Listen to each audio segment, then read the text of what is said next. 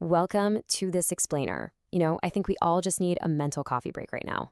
Today, we're exploring 5 practical and honestly deeply spiritual insights drawn straight from our source material on how to lift your spirits when you're going through a tough time. Life gets heavy for sure, but as we'll see today, lightening your heart might actually be a lot simpler than you think. Okay, let's dive right into the core of this by looking at the author's central thesis.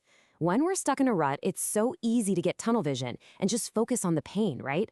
But a simple shift in perspective reveals something incredible. Our struggles aren't the end of the road. Actually, they're the exact opposite.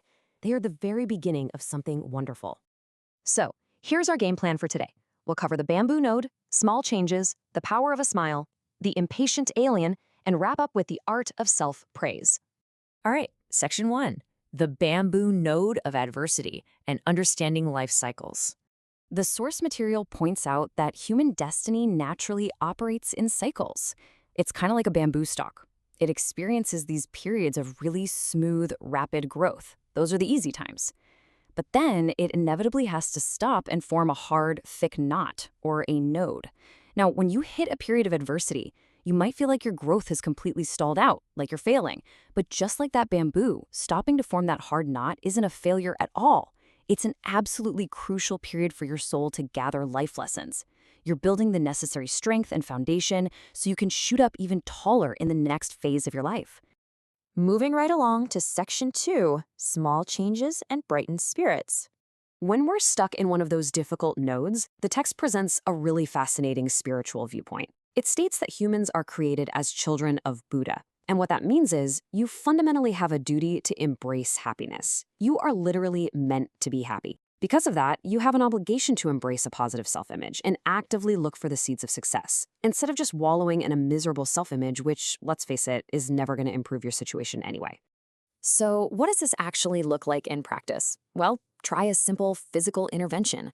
If you're feeling down, go buy a bright red tie, something you'd never normally wear. Treat yourself to that fancy restaurant you've always walked past but never tried. Grab a new pair of shoes.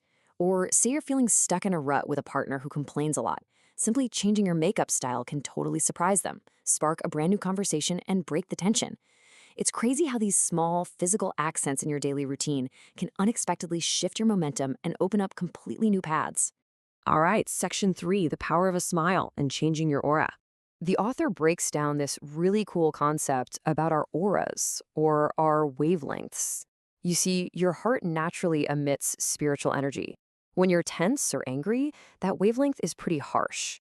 But a smile? A smile acts quite literally like a remote control. Just by forming a physical smile on your face, you are changing the channel of your heart's frequency. It softens your vibration and makes your whole aura shine. The text has this beautiful rule. As a shadow follows a shape, happiness gathers around a smile. Think about that. Smiling physically removes nervous tension, and once you relax, you move into this receptive state, allowing you to receive positive, heavenly light. It's essentially a universal rule. If you project that warm, spring-like energy, happiness is naturally going to gravitate right towards you.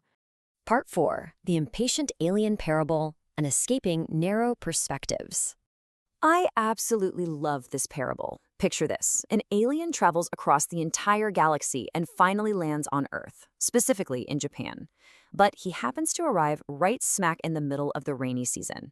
Day 1, it's pouring. Day 2, still pouring. So the alien just assumes this entire planet is a miserable, soggy rock. By day 3, he's out of there, leaving to drift through the cold universe all over again. But what's the tragedy here? If that alien had just waited one single month, the rainy season would have ended, and he'd have seen nothing but beautiful sunny weather. Because of one snap judgment based on a temporary condition, he abandoned all future possibilities on Earth.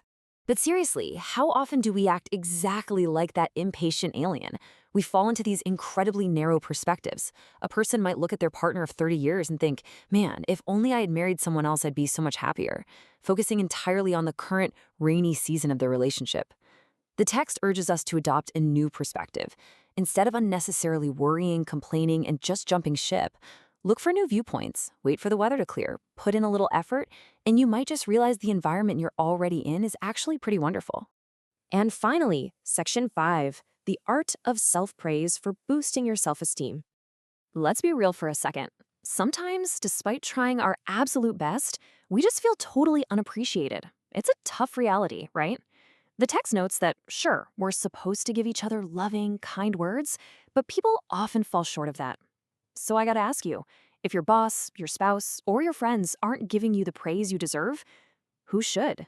The comforting and honestly empowering answer from the source material is simply this: you must praise yourself. And when you think about it, it makes perfect sense. You are the one who holds the most information about your own life. You know your hidden struggles. You know your quiet victories. That means you are actually the single most qualified person on the planet to acknowledge your own growth. Now, you might be thinking, okay, but what do I even praise myself for? The source gives us some incredibly grounding examples. Look at how far you've come since your childhood struggles. Or maybe you're 60 years old and still a regular employee. Praise yourself for having the passion and grit to just keep working hard. Maybe your spouse is difficult or your kids are struggling, but you are still there, enduring and caring for them. Or, hey, maybe you just managed to stay out of the hospital and stay healthy this year. For sure, even just continuing to try is a massive achievement, and it is totally worth recognizing. To actually put this into practice, the author gives us a super simple routine. Step 1, just notice when you're slipping into a depressive state or feeling stuck. Step 2, don't overdo it every single day, but take a moment maybe once a week. Step 3, intentionally look at your life and praise yourself. Literally just say to yourself, okay, I'm in a bit of a slump, but I am doing my absolute best, and I deserve some credit for getting through it. So we've covered a lot today. We talked about the bamboo note of adversity, the power of making small physical changes, shifting your aura with a simple smile, escaping that impatient alien's narrow perspective, and the vital art of boosting your own self-esteem. As we wrap up this coffee break, I want to leave you with one final provocative thought. Please, don't wait around for someone else to validate you.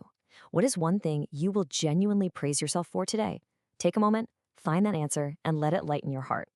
Thanks so much for joining me on this explainer, and I'll catch you in the next one.